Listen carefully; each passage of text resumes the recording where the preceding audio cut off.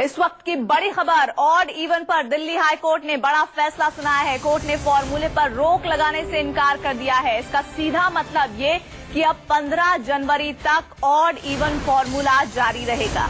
Court में किया है ना, वो सिर्फ इतना ही लिमिटेड किया है कि नोटिफिकेशन के चैलेंज में हम भी फॉर द टाइमिंग इंटरफेयर नहीं कर रहे हैं, और जहां तक पॉइंट्स जो सारे रिट पिटीशन में लिए गए हैं वो सारे पॉइंट्स गवर्नमेंट को कंसीडर करने चाहिए अगर फ्यूचर में वो इस ऑड इवन स्कीम पे इम्प्लीमेंट करना चाहते हैं। सर, दर्शकों के लिए समझना चाहेगा, भविष्य में भी कोई रोक नहीं है, केवल गवर्नमेंट को हाईकोर्ट ने इतना कहा है कि अगर भविष्य में आप दोबारा इस योजना को लागू करते हैं तो केवल जो याचिकाकर्ताओं के जो पॉइंट्स हैं उनको केवल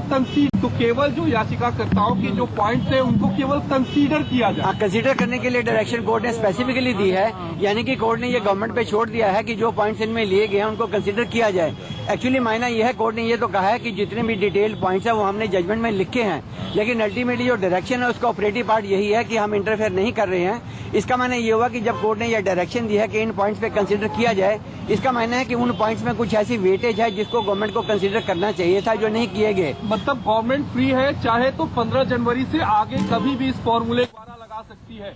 उसमें देखिए कोर्ट ये अभी तक जो चैलेंज हुआ था वो इसी के कारण हुआ था कि 15 जनवरी तक ये पॉलिसी को इम्प्लीमेंट करने के लिए नोटिफिकेशन इशू हुई थी।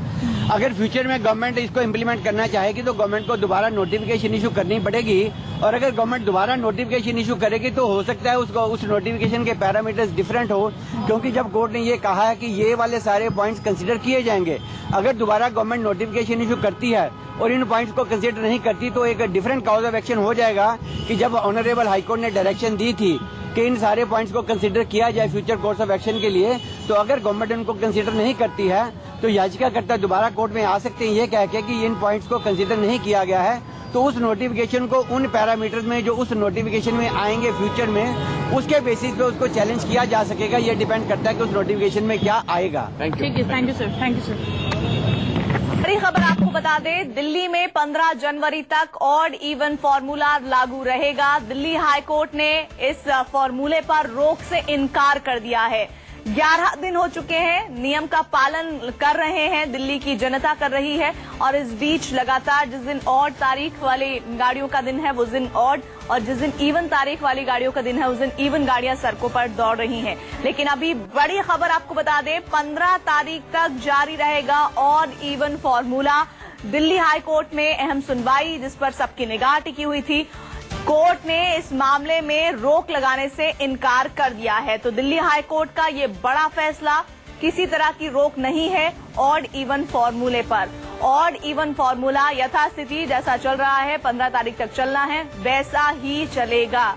दिल्ली हाई कोर्ट ने अपने इस बड़े फैसले में साफ कर दिया है। हालांकि कुछ अलग अलग ग्राउंडिंग्स रखी गई हैं जिस पर हमारे संवाददाता जब जुड़ेंगे तो उनसे समझेंगे। 15 तारीख तक जैसा हम बता रहे हैं कि जारी रहेगा ऑड इवन फॉर्मूला। दिल्ली सरकार के नोटिफिकेशन में दखल नहीं देगा कोर्ट, ये हाई कोर्ट ने अपने इस फैसले में स्पष्ट कर दिया है। इस वक्त की बड़ी खबर, दिल्ली में ऑड इवन पर रोक नहीं लगेगी।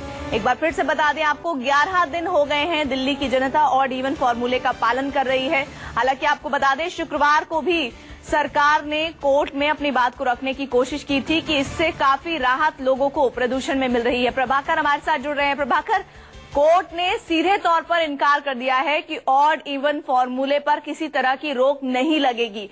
किस किस तरह के ग्राउंड आज कोर्ट में पेश हुए और किस आधार पर कोर्ट का ये बड़ा फैसला सामने आया?